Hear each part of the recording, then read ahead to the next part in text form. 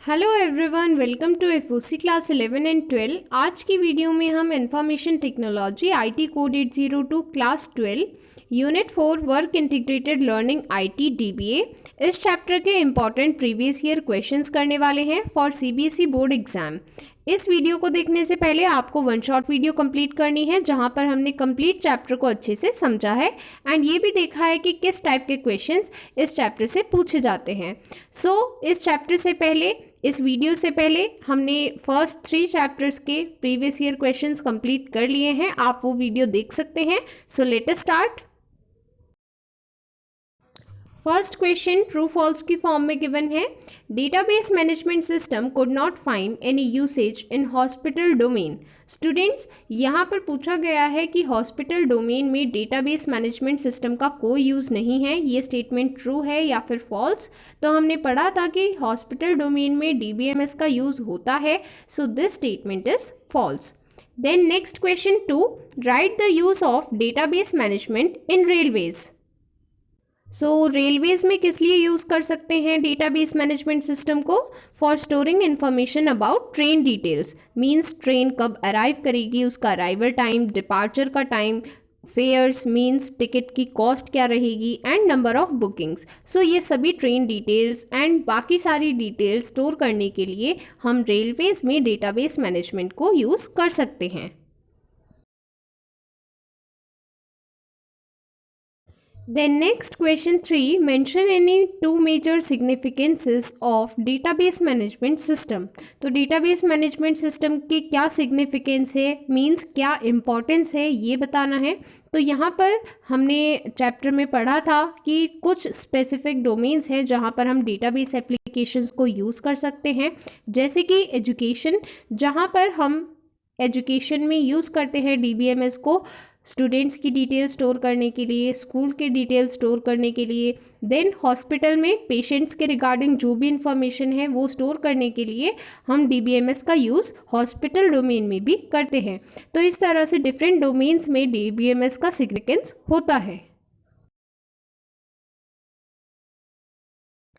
Then next question 4, यहाँ पर हमें बताना है एजुकेशन डोमेन में डेटाबेस एप्लीकेशन यूज़ करने के क्या क्या मेन पर्पस हो सकते हैं।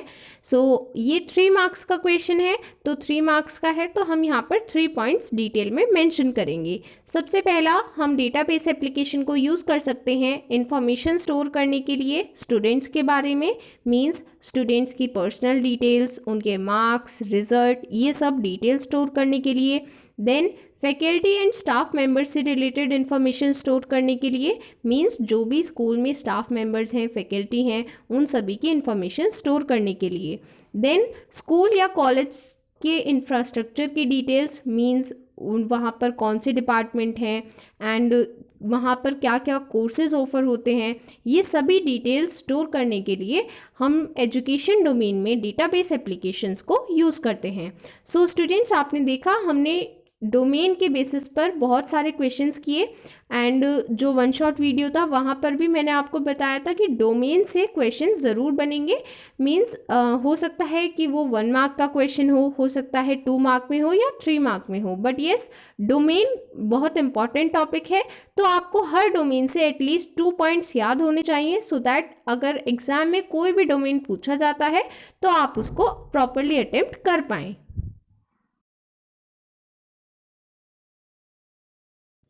Then question 5, an airlines company is making a database of its flights and staff।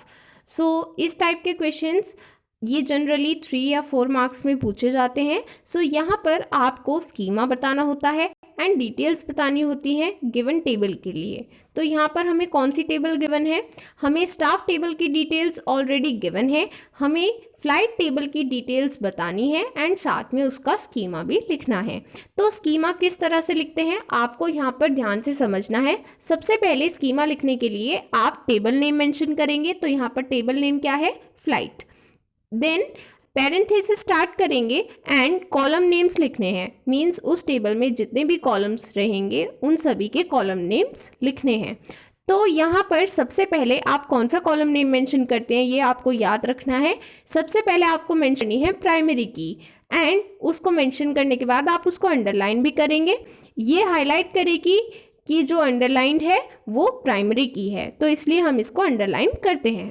Then बाकी कॉलम नेम्स आपको देने हैं। Then details of flight table, तो अब हमें डिटेल्स देनी है। डिटेल्स किस तरह से देंगे? सबसे पहले कॉलम नेम देंगे।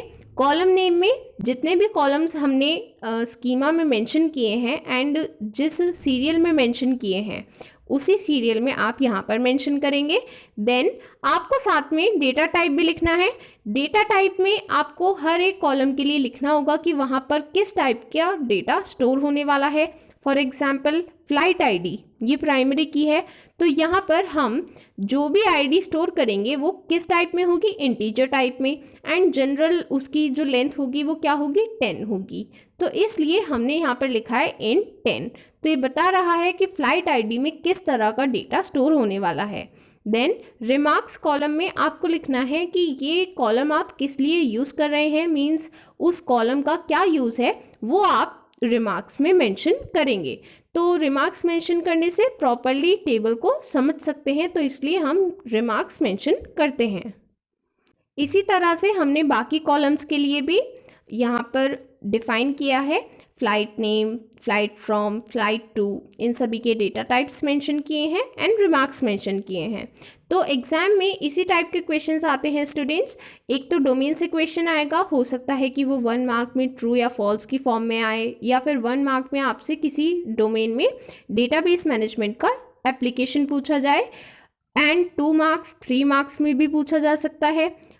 देन 3 या 4 मार्क्स में आपको क्वेश्चन मिल सकता है इस टाइप का, जहाँ पर आपको टेबल की डिटेल्स देनी होंगी एंड स्कीमा देना होगा।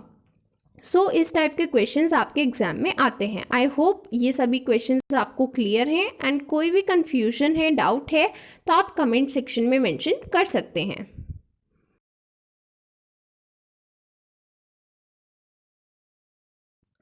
So that was all for today. इस वीडियो के साथ हमने PYQ series chapter wise complete कर ली है, एंड इसके बाद गेस्ट पेपर सॉल्व करेंगे, जहाँ पर 1 mark, 2 marks, 3 marks and 4 marks के क्वेश्चंस डिस्कस करेंगे।